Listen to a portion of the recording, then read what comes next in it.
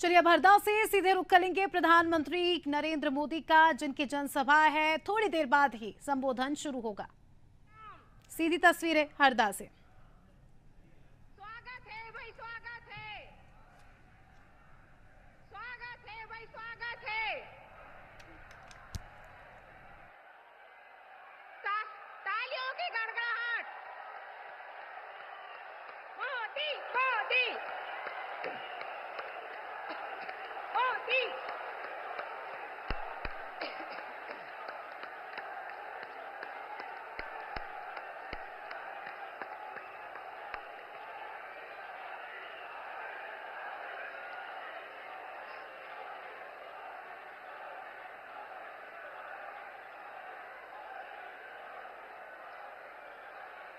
मोदी मोदी मोदी।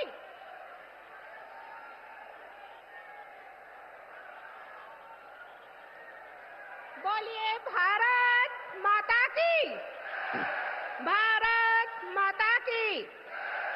वंदे वंदे। Bharatiya Janata party जिंदाबाद, Bharatiya Janata party जिंदाबाद। नर्मदे हर।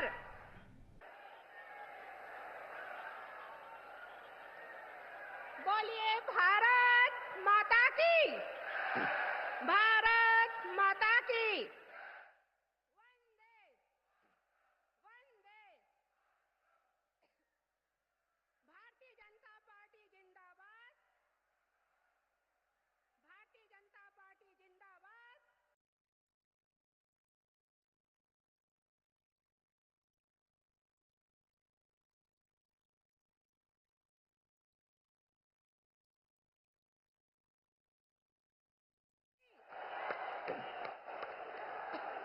मोदी। स्वागत है भाई, स्वागत है।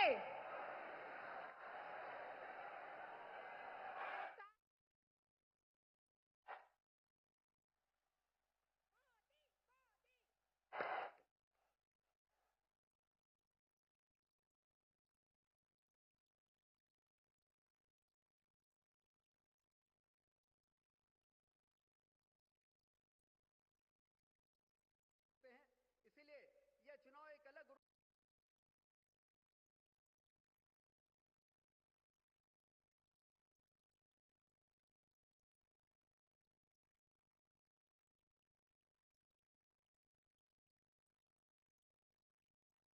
राजेंद्र शुक्ल जी को मैं सादर आमंत्रित करती हूँ।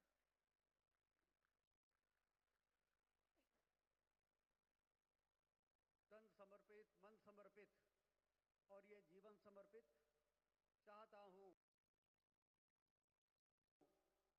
ऐ देश की धरती,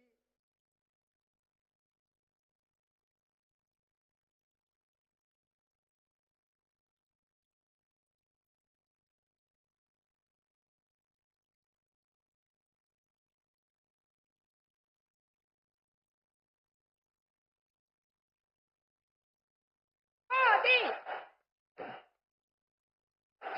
मोदी। स्वागत है भाई, स्वागत है। तालियों की गड़गड़ाहट। मोदी मोदी मोदी। स्वागत है भाई, स्वागत।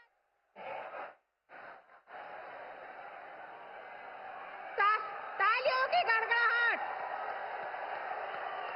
मोदी मोदी। स्वागत है भाई, स्वागत है।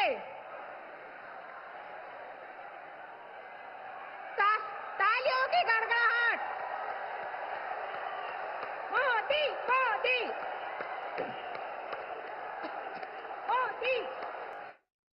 हृदयस्थली है और हृदय से मिला आशीर्वाद कभी भी खाली नहीं जाता। ये क्षेत्र भी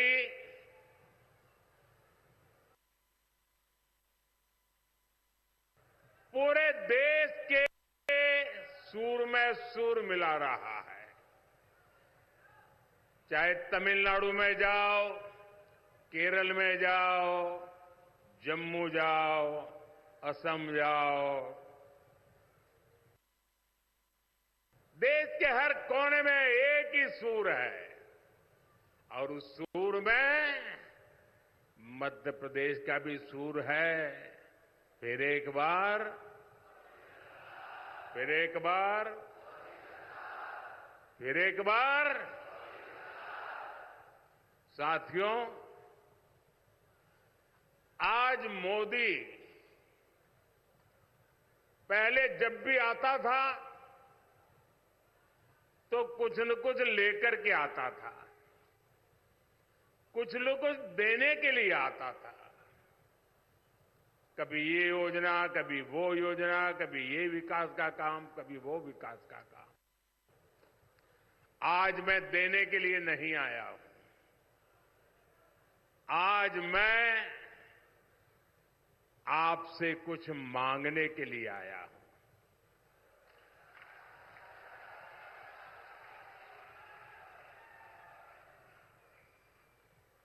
सर झुका करके मांगने के लिए आया हूं, मेरे लिए नहीं, आपके बच्चों के उज्जवल भविष्य के लिए मांगने के लिए आया हूं। मैं आज आपके पास मांगने के लिए आया हूं, देश के उज्जवल भविष्य के लिए मांगने के लिए आया हूं। मैं आज आपसे मांगने के लिए आया हूं, विकसित भारत के संकल्प को साकार करने के लिए कुछ मांगने के लिए आया हूं।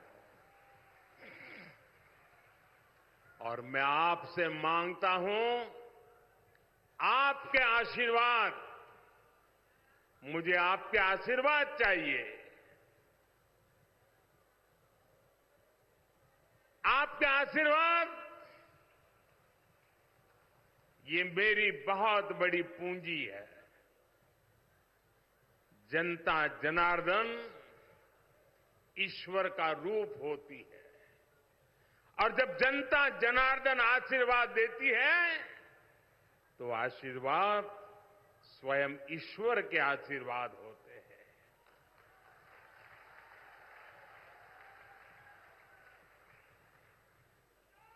और यह आशीर्वाद देने का एक ही तरीका इन दिनों है कि आप कमल के निशान पर बटन दबा करके आपका आशीर्वाद मोदी को पहुंचाइए। पहुंचाएंगे, भारी मतदान करेंगे। ये आपका वोट ही है जिसने पिछले 10 वर्षों में देश को तेज विकास की गारंटी दी है।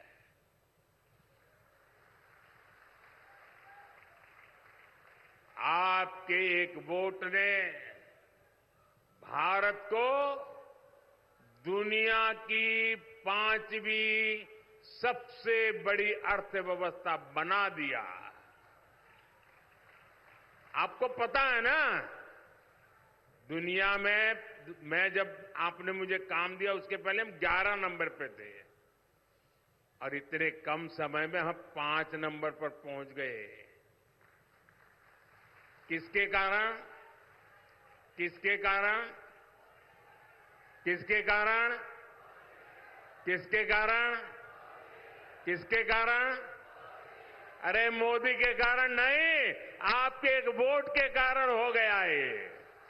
ये आपके वोट की ताकत है और मैं आज आपके वोट की ताकत का आपको साक्षात्कार कराने के लिए आया हूं। आपके एक वोट ने विदेशों में भारत का डंका बजा दिया। आपके एक वोट ने सीमा पर से हमें आंख दिखाने वाले दुश्मन के होश ठिकाने लगा दिए। और ये आपका ही एक वोट है जिसने अयोध्या में 500 साल के इंतजार के बाद राम लला को भव्य मंदिर में विराजमान कराया।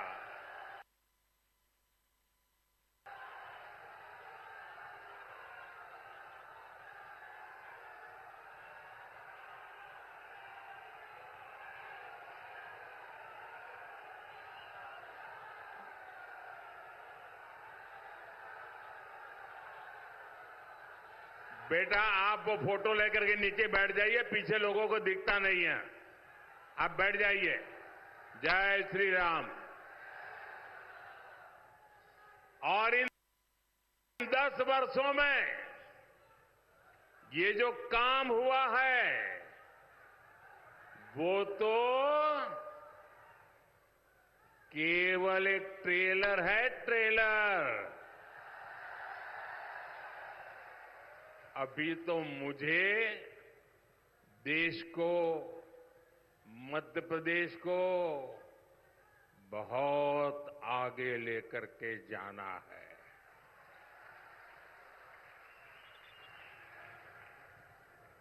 हमारे मुख्यमंत्री भाई मोहन यादव जी और उनकी पूरी टीम जब से सरकार संभाली है वो भी एमपी के विकास को और नई शक्ति से जुटे हुए हैं। साथियों, बैतूल देश की एकता, अखंडता के लिए अपने प्राणों की बाजी लगाने वाले वीरों की धरती है। आदिवासी क्रांतिकारी सरदार गंजन सिंह जी कोरको और सरदार विष्णु सिंह जी गौंड, उनके योगदान को कभी भी भुलाया नहीं जा सकता। लेकिन ये कांग्रेस ने कभी आदिवासी समाज के इस योगदान को स्वीकार ही नहीं किया। ये भाजपा है जिसने भगवान बिरसा मुंडा के जन्म दिवस को राष्ट्रीय जनजातीय गौरव दिवस घोषित किया। भाजपा सरकार में ही लाखों आदिवासी भाइयों बहनों को वन अधिकार का पट्टा दिया गया है। इन 10 वर्षों में पीएम आवास, उज्ज्वला सिलेंडर, बैंक खाते और मुफ्त इलाज जैसे अनेक काम हुए हैं। इन कार्यों ने आदिवासी समाज की हमारी माताओं, बहनों, बेटियों के जीवन से बहुत सी मुश्किलें कम कर दी है। साथियों, अगर सरकार की नीतियां सही हो तो अन्नदाता क्या कर सकता है, ये बैतूल के किसानों ने करके दिखाया है। इस क्षेत्र में रबी और मूंग की फसलों का उत्पादन जिस प्रकार से बढ़ा है, मैं हेलीकॉप्टर से उतर करके यहां पहुंचा, चारों तरफ मूंग मूंग मूंग की बात हो रही है। और यहां भी तोहफा दिया तो मूंग का ही दिया।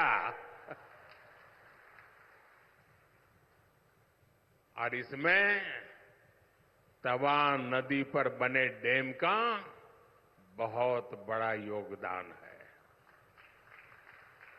हरदा में मोरन गंजाल संयुक्त सिंचाई परियोजना पर भी काम शुरू हो चुका है। आज एमपी के 80 लाख से अधिक किसानों को हमारी सरकार पीएम किसान सम्मान निधि भी दे रही है। बैतूल इंदौर 4 लेन हाईवे जैसी सड़कें भी बैतूल के किसानों और लोगों के लिए कई बड़े अवसर खोल देगी। साथियों, 24 के इस चुनाव ने कांग्रेस पार्टी की कलई देश के सामने खोल कर रख दी है। कांग्रेस का हिडन एजेंडा, खतरनाक हिडन एजेंडा अब खुल करके देश के सामने आ चुका है। सेक्युलरिज्म के नाम पर वोट बैंक की राजनीति करने वाली, डोंग करने वाली कांग्रेस ने सामाजिक न्याय की मूलभूत भावना की भी हत्या कर दी है। अब ये खुलकर सामने आ गया है कि कांग्रेस पार्टी दलितों, पिछड़ों, आदिवासियों से कितनी ज्यादा नफरत करती है। साथियों, आजादी के बाद कांग्रेस का सबसे बड़ा विरोध बाबा साहब आंबेडकर ने किया था। बाबा साहब दूर का देख सकते थे कांग्रेस देश को कैसे पतन के राह पर ले जा रही है, ये बाबा साहब ने उस समय देख लिया था। ये बाबा साहब आंबेडकर ही थे जिन्होंने धर्म के आधार पर आरक्षण दिए जाने का कड़ा विरोध किया था। हमारे संविधान निर्माताओं ने लंबे समय तक इसकी चर्चा की थी, हर प्रकार के दिमाग अप्लाई किए थे और हमारे संविधान निर्माताओं ने मिलकर के धर्म के आधार पर आरक्षण नहीं दे सकते, ये निर्णय किया था। ये हमारे संविधान की मूल भावना थी, लेकिन कांग्रेस के कारनामे वो संविधान की मूल भावना के भी खिलाफ है। लेकिन कांग्रेस हमेशा बाबा साहब के संविधान को मिटाने और एससी, एसटी, ओबीसी के आरक्षण को छीनने की कोशिश करती रही है। कांग्रेस एससी, एसटी, ओबीसी से आरक्षण छीनकर उसे अपने खासम खास प्रिय वोट बैंक को देना चाहती है। जब केंद्र में कांग्रेस की सरकार बनी थी, तब उन्होंने सबसे पहले आंध्र प्रदेश में धर्म आधारित आरक्षण की शुरुआत की थी। लेकिन तब कांग्रेस अपने मंसूबों में पूरी तरह कामयाब नहीं हो पाई थी। लेकिन भाई और बहनों, कांग्रेस पार्टी अभी भी वो खेल खेलना चाहती है, चोरी छुपी से करना चाहती है, पर्दे के पीछे रह करके देशवासियों की आंख में धूल झोंक करके वो खेल खेलना चाहती है। कांग्रेस ने कर्नाटका में, ये जरा मेरे भाई बहन सुन लीजिए बराबर, कैसा पाप किया इन्होंने। कर्नाटका में ओबीसी को जो आरक्षण मिलता है, उस ओबीसी के कोटे से आरक्षण का हिस्सा छीनने के लिए पिछले दरवाजे से चोरी करने के लिए उन्होंने कर्नाटका में जितने मुसलमान हैं, सभी मुसलमानों को ओबीसी बना दिया और ओबीसी के लिए मिला हुआ आरक्षण उसको छीनने का पक्का षड्यंत्र पूरा कर दिया। कांग्रेस की ये हरकत पूरे देश के ओबीसी समाज के लिए खतरे की घंटी है। अपने मैनिफेस्टो में भी कांग्रेस लगातार धर्म आधारित आरक्षण की बात कर रही है। तेलंगाना के कांग्रेस के मुख्यमंत्री ने अभी हाल ही में नाम लेकर कहा है कि वो मुसलमानों को आरक्षण दिलवा कर रहेंगे। साथियों, कांग्रेस अपने वोट बैंक को खुश करने के लिए किसी भी हद तक जा सकती है। अब कांग्रेस ने देश के लोगों की संपत्ति छीनकर उसे भी अपने वोट बैंक को मजबूत करने की तैयारी शुरू की है। अगर किसी के पास एक से ज्यादा गाड़ी, एक से ज्यादा मोटरसाइकिल, एक से ज्यादा घर होगा, तो कांग्रेस कहती है कि हम ऐसा कानून बनाएंगे कि आपका जो एक से अधिक है वो कांग्रेस की सरकार छीन लेगी, जब्त कर लेगी।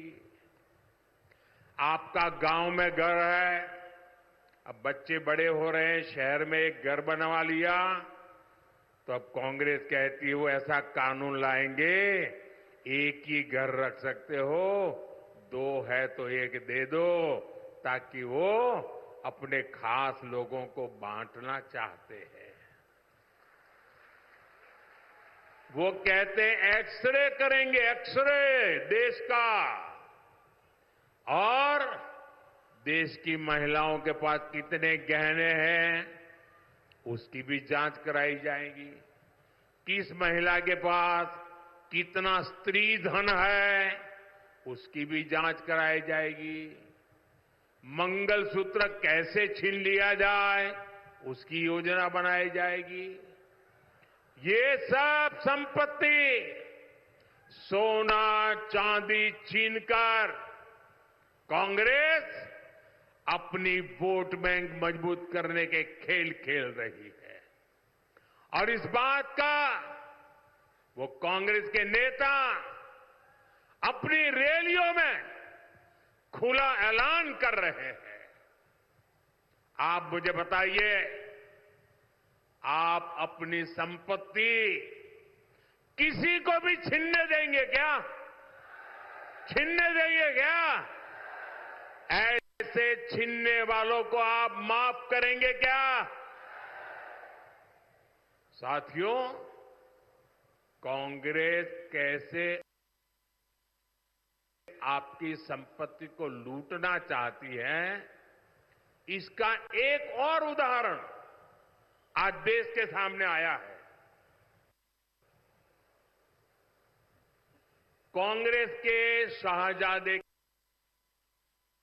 के सलाहकार, कांग्रेस के बड़े नेता ने कहा है कि भारत में इनहेरिटेंस टैक्स लगना चाहिए, यानी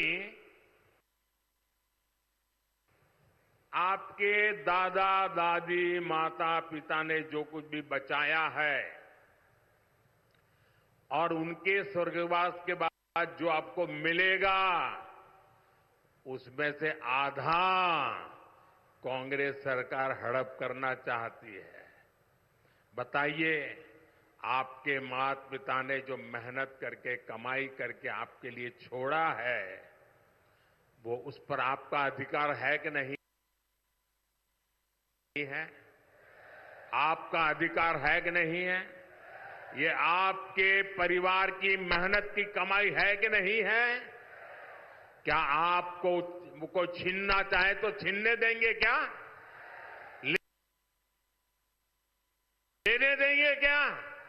क्या ऐसा सोचने वाली कांग्रेस को सत्ता में आने देंगे क्या? क्या उनके लिए लूट चलाने का रास्ता खोल देंगे क्या?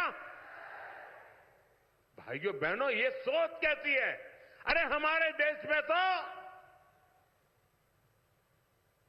अलग संस्कार है, अलग संस्कृति है, और कांग्रेस के नेता इस बयान पर बवाल के बाद अब कांग्रेस झूठ बोल रही है।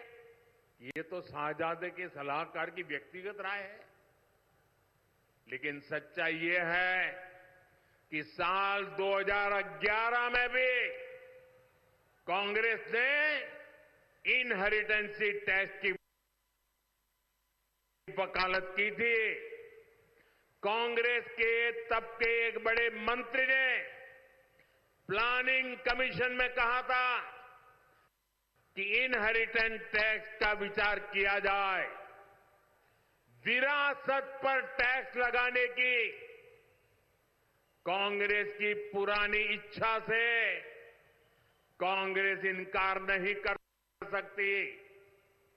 साथियों, हमारे देश में मेहनत करके थोड़ा थोड़ा बचाकर आने वाली पीढ़ियों के लिए कुछ न कुछ संपत्ति छोड़कर जाने की परंपरा है।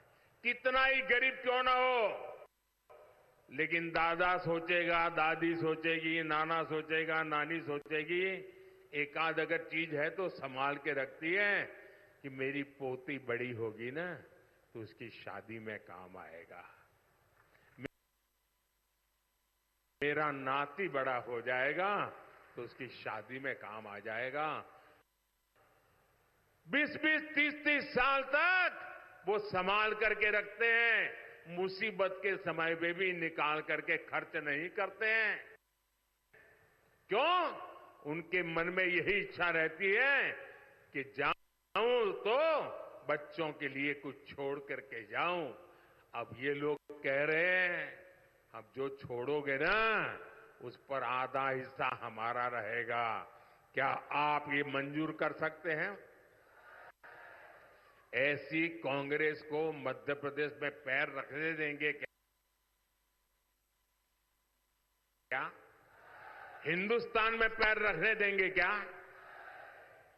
भाइयों बहनों, मुझे तो साफ दिखता है कांग्रेस का मंत्र है। आप भी ये मंत्र याद रखना कांग्रेस का, और घर घर जाके बताना ये क्या मंत्र है कांग्रेस का। कांग्रेस का मंत्र है कांग्रेस की लूट, जिंदगी के साथ भी लूट और जिंदगी के बाद भी लूट। जिंदगी के साथ भी लूट, जिंदगी के साथ भी, जिंदगी के साथ भी, जिंदगी के साथ भी, जिंदगी के बाद भी, जिंदगी के बाद भी, ये है कांग्रेस। इसलिए आपको कांग्रेस से बहुत सावधान रहना है। साथियों, आज जब देश 25 साल के लक्ष्यों पर काम कर रहा है, अगले 5 साल का रोड मैप बना रहा है और सरकार में आने के बाद पहले 100 दिन के निर्णयों पर काम हो रहा है, तो इंडी गठबंधन वाले भी अपनी डफली, अपना राग आलाप रहे हैं। आपको ये सुनकर हंसी भी आ जाएगी और डर भी लगेगा। कुछ मीडिया रिपोर्ट्स में आया है कि इंडी गठबंधन वालों में चर्चा चल रही है, क्योंकि मोदी बार बार पूछता है कि बताओ भाई, इतना बड़ा देश किसको सुपुर्द करें? नाम तो बताना चाहिए ना भाई। अब बिना नाम इतना बड़ा देश किसी को सुपुर्द कर सकते हो क्या? ये लोग नाम बताने को तैयार नहीं है। ये लोग तो बता दिए भाई मोदी है, बताओ आपको देना है तो ये मोदी है, दीजिए। कहा कि नहीं कहा? आपके सामने नाम है ना, दूसरी तरफ नाम ही नहीं है। इतना बड़ा देश किसको देना, इसका देश को पता होना चाहिए कि नहीं होना चाहिए? जरा बोलो ना, पता होना चाहिए कि नहीं होना चाहिए? आपको पता है वो किसको देना चाहते हैं? पता है किसी को? तो ऐसा अंधेरे में हम तीर मार सकते हैं क्या? यहां तो साफ साफ है, 10 साल का अनुभव है, मोदी आपके सामने है और सब लोगों ने कहा है कि भाई मोदी हमारा उम्मीदवार है।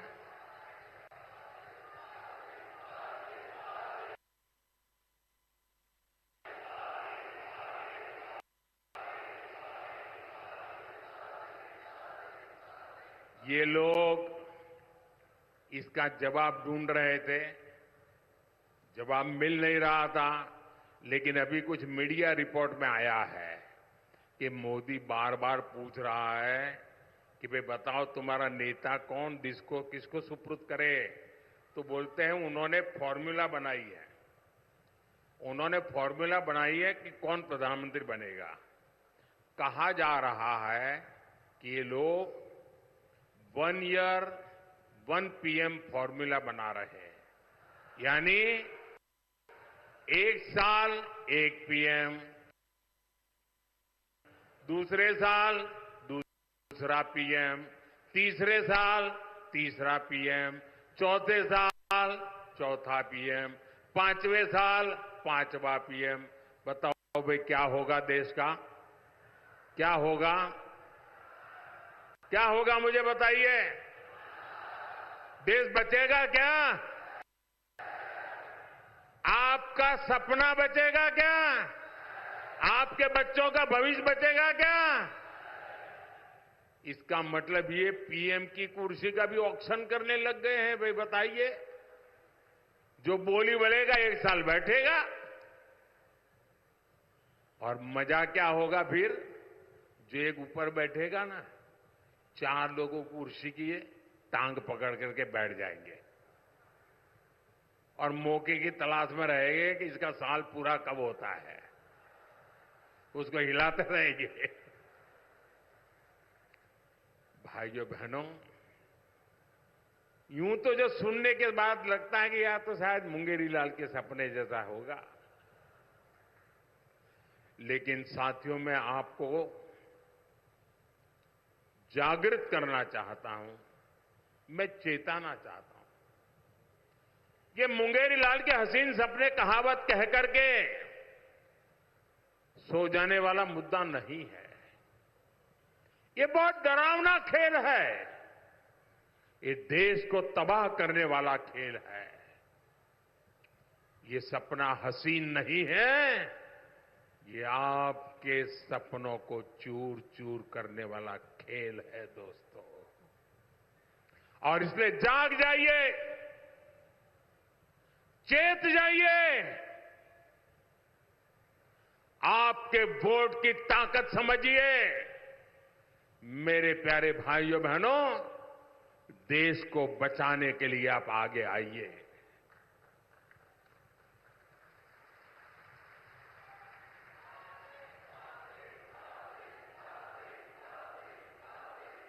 जो रील्स में, सोशल मीडिया पर लोग मजाक में कहते हैं, उस पर इंडी गठबंधन बहुत गंभीरता से विचार कर रहा है। आप मुझे बताइए, आप इस 1 साल 1 पीएम वाले फॉर्मूले से सहमत है क्या? 5 साल में 5 पीएम आपको मंजूर है क्या?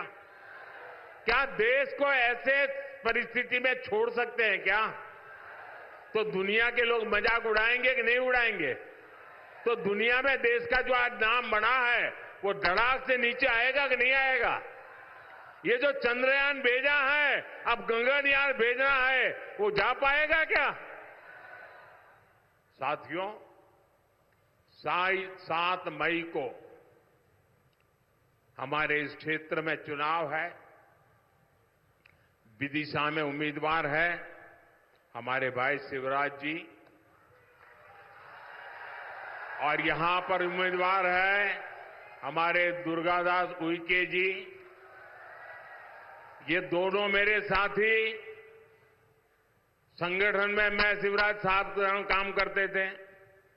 वे मुख्यमंत्री थे, मैं भी मुख्यमंत्री था, हम साथ काम करते थे।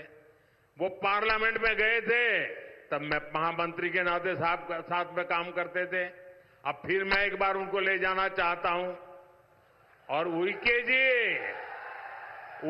जी पार्लियामेंट में मेरे बहुत अच्छे साथी रहे जी। मेरे हर छोटे मोटे कामों की चिंता ये हमारे दुर्गादास जी करते थे।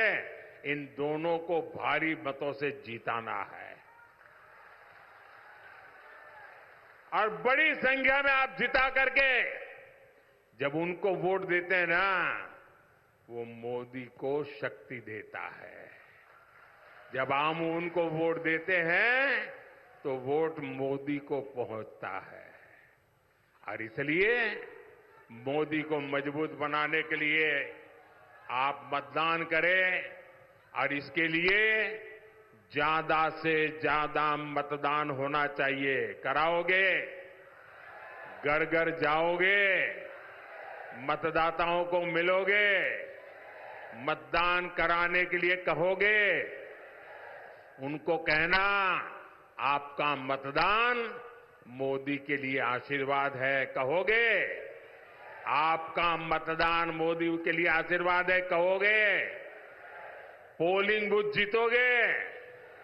मेरा एक और अनुरोध है, करोगे? करोगे? बहुत लोग हैं जो यहां नहीं आए। जब मैं संगठन का काम करता था तो और नीचे तक जाता था, लोगों को राम राम करके आता था। लेकिन अब जा नहीं पाता हूं, देश भर में दौड़ना पड़ता है, तो बहुत कम लोगों को मिल पाता हूं, लाखों लोग रह जाते हैं।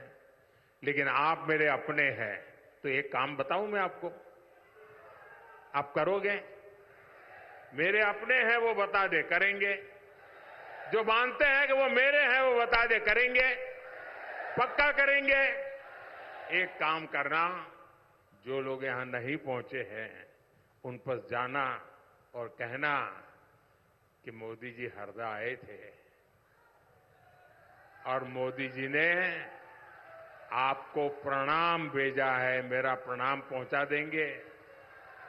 हर घर में मेरा प्रणाम पहुंचा देंगे, घर घर जाके पहुंचा देंगे। बोलिए भारत माता की, भारत माता की, भारत माता की। बहुत बहुत धन्यवाद।